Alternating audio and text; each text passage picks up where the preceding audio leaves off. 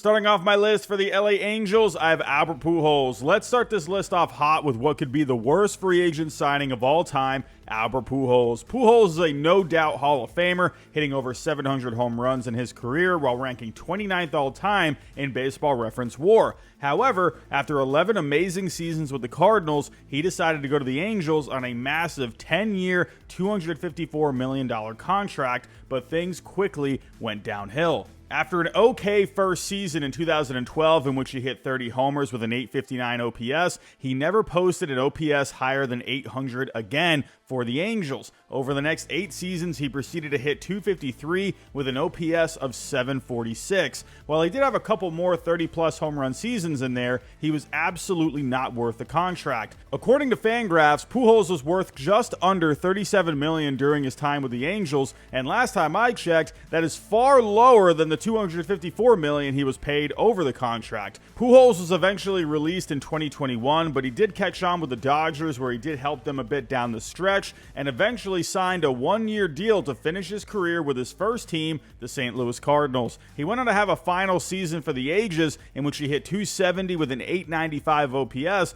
but also managed to add in 24 homers, which included his 700th home run. For the Houston Astros, I have Greg Swindell. Let's turn back the clock a bit to 1993 when the Astros decided to ink Greg Swindell to a 4-year, $17.5 million contract, which at the time was pretty hefty. At the time, Swindell was only 27 years old and pitched very effectively for the Indians and Reds, averaging a 3.60 ERA and 112 ERA+.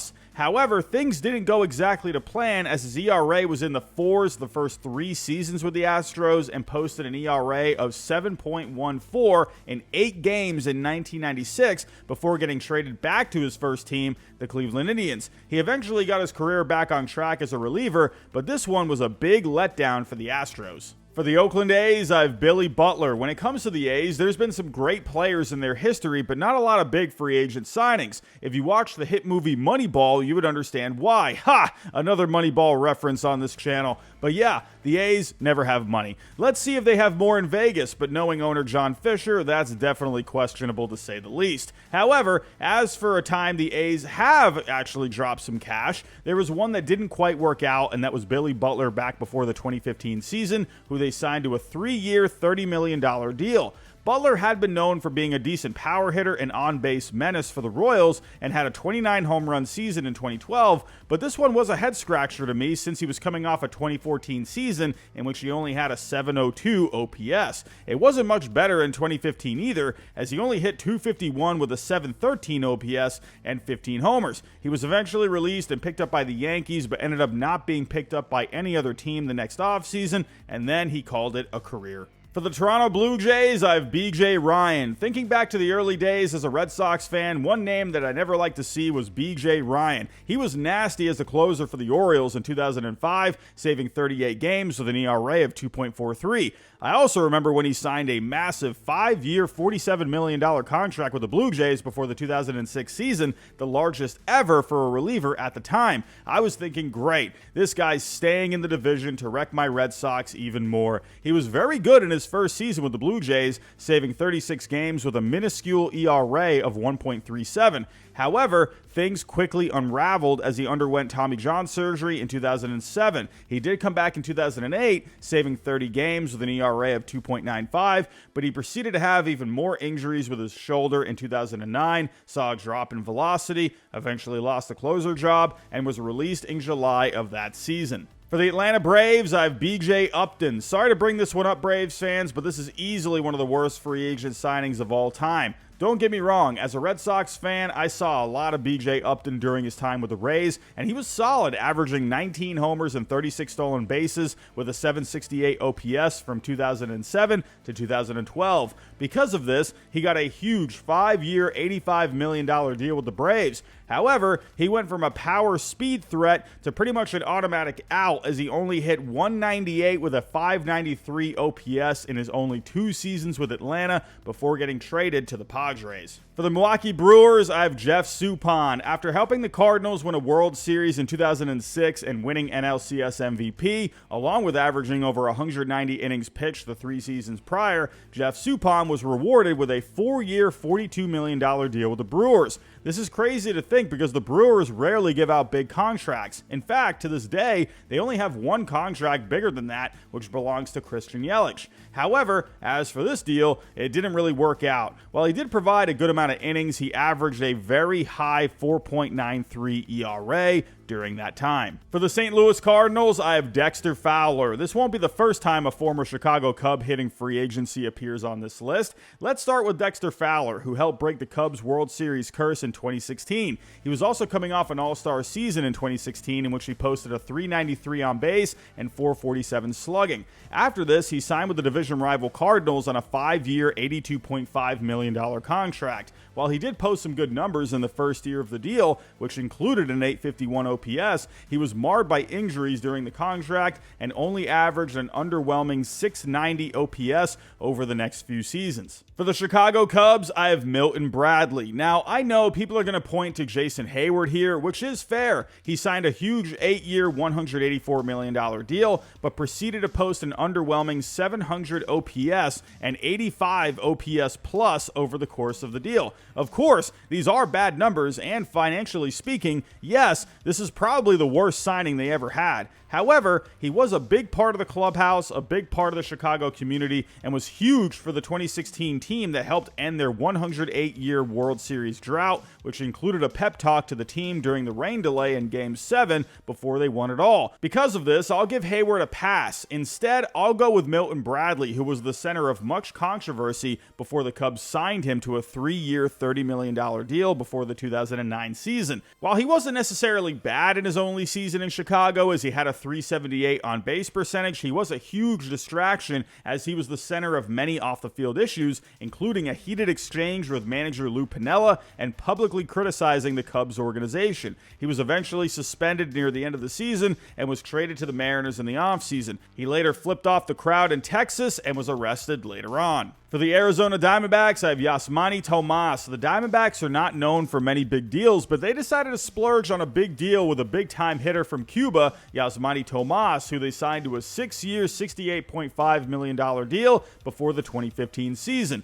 While he did have 31 homers and a 320 OPS in his second season, the contract as a whole just didn't work out as he posted a negative 2.5 baseball reference WAR over the next 4 seasons, which included missing most of the 2017 season due to season-ending surgery and was eventually sent to the minors, which would end up being the end of his major league career. For the LA Dodgers, I have Trevor Bauer. No matter what you say about Trevor Bauer, the guy is a lightning rod wherever he goes. After a Cy Young season in the shortened 2020 season, he signed a massive money deal with the Dodgers, a 3-year, $102 million deal, which had an AAV of $34 million, one of the highest in baseball. He was solid in 2021 through 17 starts, posting a 2.59 ERA, a 4.03 FIP, and 11.5 strikeouts per 9. However, he was eventually placed on administrative leave by Major League Baseball and was later suspended for 2 seasons over sexual misconduct allegations. These charges were later dropped, the case never reached trial, and Bauer has presented plenty of evidence to clear his name in the public eye. However, no matter how you slice it, when you simply look at the contract from a financial perspective, it ended up being horrible value for the Dodgers. For the San Francisco Giants, I have Aaron Rowand. A lot of people will point to the Barry Zito signing before the 2007 season, and yeah, financially speaking, that was a horrible contract as he made $126 million over 7 seasons,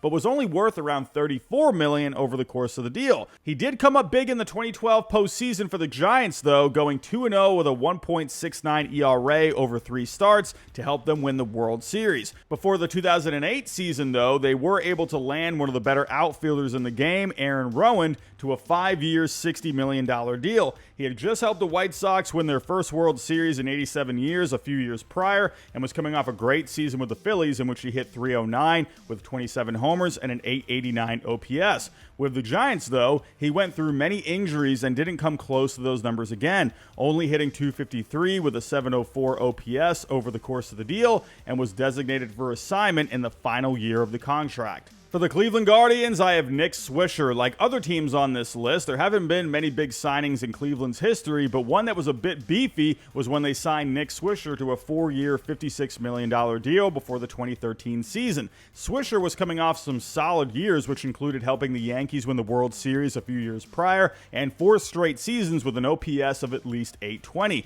With the Indians, though, his numbers immediately declined as he went through injuries and only averaged an OPS of .702 the next 2 seasons. He was eventually traded to the Braves in August of 2015. For the Seattle Mariners, I have Carlos Silva. I remember the Mariners signing Carlos Silva to a 4-year, $48 million contract before the 2008 season and thinking, what in the world are the Mariners doing? And this was such a head scratcher to me considering he averaged a 5.01 ERA the prior 2 seasons. The Mariners thought they could get the best results out of him, but instead they got the worst as he posted a 6.46 ERA in his first season with Seattle and an 8.60 ERA in an injury-riddled 2009 before being traded to the Cubs in the Milton Bradley trade. For the Miami Marlins, I have Wei-Yin Chen. The Marlins are a small market team, but they've had their times throwing some cash around. One instance was when they gambled on Wei-Yin Chen out of Taiwan, who had pitched well with the Orioles the prior 4 seasons. He ended up getting a massive deal at 5 years and $80 million, but he definitely didn't live up to the hype, suffering multiple injuries and only averaged an ERA of 5.10 and an ERA plus of 78 over the first 4 seasons of the deal. In 2019, he was used only out of the bullpen and was released before the final year of his deal. For the New York Mets, I have Jason Bay. This one is going to make Mets fans groan, and rightfully so. Jason Bay was awesome for the Pirates and my Red Sox in 2009, hitting 36 homers with a .921 OPS, which earned him a big contract from the Mets for 4 years and $66 million. He proceeded to have 3 down seasons with New York, only hitting .234 with an OPS of .687 and only averaging 9 home runs per season. He also had multiple injuries, which included a concussion in 2012. This will go down as one of the worst contracts ever given out. For the Washington Nationals, I have Steven Strasburg. This one pains me a bit, but I have to do it. Listen, Strasburg was awesome ever since he was drafted number 1 in the 2009 draft, despite going through many injuries. 10 years later, in 2019, though, it all came together as he won World Series MVP to help the Nationals win the World Series against the Astros. After this, he hit free agency, but returned on a massive 7-year deal worth $245 million. This was the highest total dollars and highest AAV at the time for a pitcher. I remember thinking, though, man, this is a lot of money for a guy who, sure, helped win a World Series, but struggled to stay healthy in his first 10 seasons. Unfortunately, since signing that record deal, he's only pitched 30 1/3 innings because of nerve issues in his pitching arm and is reportedly retiring at some point in the near future. Another bad part about this contract is there's no insurance, so the Nationals are on the hook for every single dollar. I do wish Strasburg all the best, but this signing was absolutely brutal. For the Baltimore Orioles, I have Chris Davis. After Chris Davis put up some massive numbers in his 4 prior seasons with the Orioles, which included an average of 40 homers, 103 RBIs, and an .876 OPS per season, he hit free agency. While other teams did show interest, he eventually re-signed with Baltimore on a massive 7-year, $161 million contract, which included deferred money that will pay him through the year 2037. Well, you know where this is heading. The one thing that was worrisome with Davis were the strikeouts, as he had averaged 193 of them per season the prior 3 seasons before signing the deal. Well, it looked like that caught up to him as basically all of his numbers plummeted. In the next 5 seasons, he only hit 196 with a .670 OPS while going through injuries and saw his home runs drop immensely. This also included an 0 for 54 hitless streak, which still stands as the longest hitless streak to this day. For the San Diego Padres, I have Eric Hosmer. The Royals were fun in the mid-2010s as they made it to back-to-back World Series and eventually won it all in 2015 against the Mets. One key player for them was Eric Hosmer, who was one of the most productive first basemen in the game as he had an .882 OPS and 25 homers in 2017 before hitting free agency. He eventually signed a massive 8-year, $144 million contract with the Padres, who were looking to take a step forward after many down years. However, Hosmer was never able to get himself going the way San Diego thought he could, as he only hit .265 with a .735 OPS and only averaged 14 homers a season over the next 5 years. He was eventually traded to the Red Sox, went to the Cubs the next season, and was eventually released. For the Pittsburgh Pirates, I have Derek Bell. Here's another small market team on this list that doesn't have too much experience with signing big contracts, but one that comes to mind is Derek Bell. After putting up some decent numbers with the Astros from 97 to 99 and had a good season in 2000 with the Mets, he signed a 2-year deal with the Pirates. In 2001, he was limited to 46 games due to injuries and poor play, as he only hit .173 with an OPS of .576. Heading into spring training of 2002, he was told there would be a competition for the right field job. When talking to the media, he went on a rant saying he wasn't expecting this and for the Pirates to just trade him because he didn't hit well in spring training anyway. He proceeded to say that he wasn't going to hurt himself battling for the job and was going into Operation Shutdown if there was a competition. He later left spring training and was released a couple of weeks later. After this, he actually lived on his yacht while the Pirates gave him $4.5 million after releasing him, prompting a columnist to call him the ultimate pirate. For the Philadelphia Phillies, I have Jake Arrieta. The Cubs with Jake Arrieta were fun to watch in the mid-2010s as he won a Cy Young in 2015 and was a big part in helping break their World Series curse in 2016. While his numbers did dip a bit in 2017, he was still good and was rewarded with a huge 3-year, $75 million deal. After this, though, things went downhill. He was okay in 2018, in which he posted an ERA just under 4 and had a league average FIP of 4.25, but he proceeded to see his numbers get worse and worse the next 2 seasons, which included an average ERA of 5.08. For the Texas Rangers, I have Chan-Ho Park. Not only will this go down as the worst Rangers signing in history, but this will go down as one of the biggest bust signings of all time. Chan-Ho Park was the first pitcher ever from Korea to pitch in Major League Baseball, and he did well with the Dodgers after debuting in 1994. In his first 6 full seasons with LA, he posted a 3.77 ERA while also being a workhorse, averaging 196 innings a season. With the Rangers needing pitching, they signed him to a big 5-year, $65 million deal before the 2003 season to try and help A-Rod and the Rangers get to the postseason. The opposite occurred, though, when he joined a team with a bad defense along with going to a hitter-friendly park in Texas. He went on to post a 5.79 ERA over the next 4.5 seasons and was eventually traded to the Padres during the 2005 season. For the Tampa Bay Rays, I have Wilson Alvarez. When it comes to the Rays, they haven't had much history of big contracts. In fact, their biggest free agent contract was Zach Eflin before the 2023 season for 3 years and $40 million. Funny enough, their first ever big signing when they became an expansion team back in 1998 was also a pitcher, and that was Wilson Alvarez, who they gave a 5-year, $35 million deal. He did pitch well with the White Sox the previous 7 seasons, but he wasn't able to do much for the Rays, though, as he posted a losing record of 17 and 26 with an ERA of 4.62. For the Cincinnati Reds, I have Eric Milton. Here's another small market team on this list that decided to splurge a bit. In 2004, the Reds missed the playoffs for the 8th straight season, so they decided they needed to add some starting pitching after averaging a 5.77 ERA in 2003. The pitcher they decided to sign was Eric Milton, who they gave a 3-year, $25 million deal. This was a questionable move considering he had averaged a 4.76 ERA in his first 7 seasons, while there were plenty of other better pitchers that got a cheaper deal than that. It went on to be a bust of a contract as he posted an ERA of 5.83 with under 6 strikeouts per 9 over the next 3 seasons.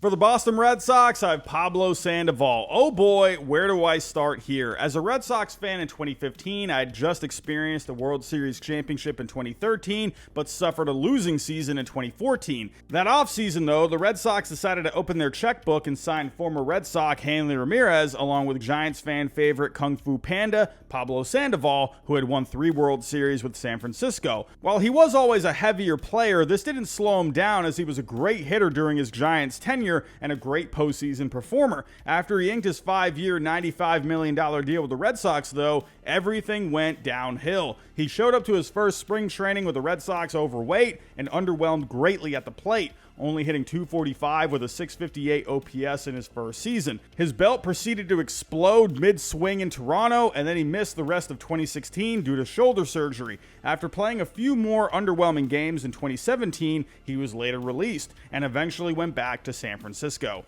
For the Colorado Rockies, I have Mike Hampton. Here's another one that makes the all-time list of worst contracts. When the Rockies signed Mike Hampton back before the 2001 season, people had high hopes for a Rockies franchise that had only made the postseason once since they became a franchise in 1993. And why wouldn't they? He had been one of the best pitchers in baseball at that time, winning 22 games in 1999 for the Astros and helping the Mets get back to the World Series in 2000. To get Hampton, though, it took a massive 8-year, $121 million deal, the biggest contract in baseball at the time. He went on to become one of the biggest busts of all time, as his stuff didn't play well in the high altitude at all. Over the next 2 seasons, he averaged a 5.75 ERA and gave up more home runs than he had the previous 3 seasons combined. In his career at Coors, he averaged a 6.88 ERA. The Rockies eventually realized their mistake and traded him to the Marlins, who would then flip him to the Braves. For the Kansas City Royals, I have Jose Guillen. The Royals don't have much of a history of handing out large contracts,